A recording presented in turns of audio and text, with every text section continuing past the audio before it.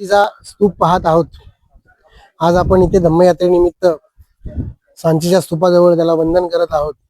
हा जो पवित्र स्तूप आहे या स्तूपाला महास्तूप असं म्हटलं जातं आणि ह्या कॉम्प्लेक्स मधला स्तूप नंबर 1 हा महास्तूप आहे.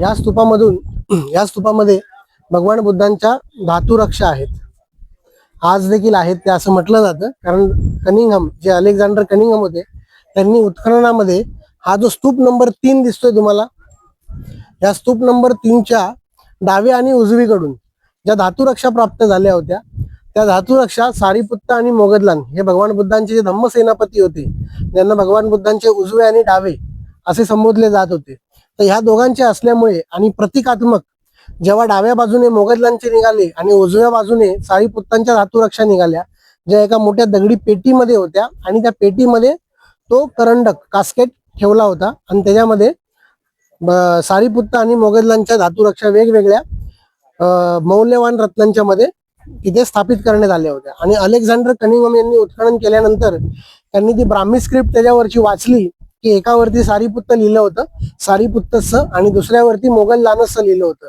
यावरून स्पष्ट होतं की ह्या ज्या धातुरक्षा आहेत या सारीपुत्तांच्या आहेत आणि ह्या ज्या धातुरक्षा आहेत त्या मोगदलांच्या आहेत.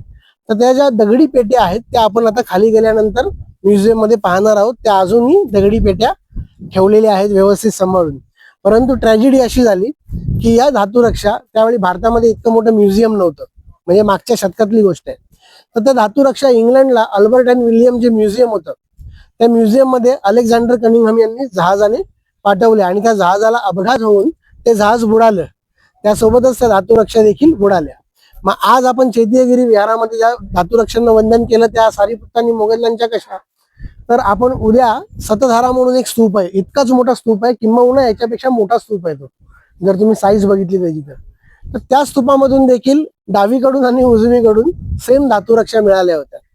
तर त्या धातुरक्षा त्यांनी पुन्हा इंग्लंडला पाठवल्या, तिकडे त्या संरक्षित राहिल्या आणि मग 1952 साली मी तुम्हाला मगाशी म्हटलं की पंडित जवाहरलाल नेहरूंनी त्यांना मागणी केली की आमच्या धातुरक्षा आम्हाला परत द्या. त्यावेळी त्यांनी त्या दिल्या आणि त्या इथे स्थापित केल्या आहेत. आणि स्तूप नंबर 3 मधून ज्या वेळेस धातुरक्षा मिळाल्या सारीपुत्त आणि मोगदलांच्या, तर यांचे हे दोघं भगवान बुद्धांचे धम्म सेनापती होते. त्यामुळे त्यांनी असा निष्कर्ष काढला की या ग्रेट स्तूपामध्ये भगवान बुद्धांच्या धातुरक्षा असाव्यात आणि त्या उत्खननित करू नयेत. त्यामुळे त्यांनी केल्या नव्हत्या.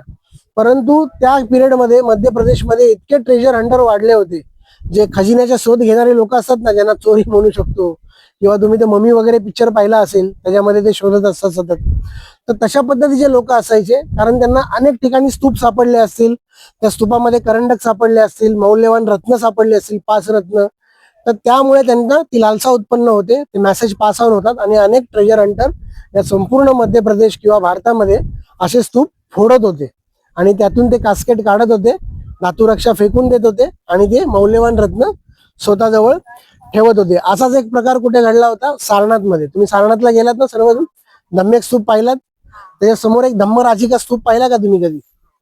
आता फक्त त्याची बाउंड्री आपण तुम्हाला दाखवली, त्याची फक्त अशी बाउंड्री आहे, खालचे अवशेष आहेत. तर तो जेव्हा टेकडीवाजा स्तूप झाला होता, त्याच्यावरती मलबा साठला होता, टेकडी दिसत होती, त्यावेळी बनारसमध्ये एक राजा होता चेतसिंह नावाचा, मागच्या शतकामध्ये 1700 कितीतरी समथिंग होत्या 80च्या आसपास. आणि त्यावेळी ब्रिटिशांचं शासन तिथं सुरू झालं होतं बनारसमध्ये. तर त्या राजाचा जो दिवाण होता, त्या दिवाणाने काय केलं, तो जो स्तूप होता त्या स्तूपामधून विटा निघत होत्या मोठ्या मोठ्या, सम्राट अशोककालीन, कुशाणकालीन, गुप्तकालीन.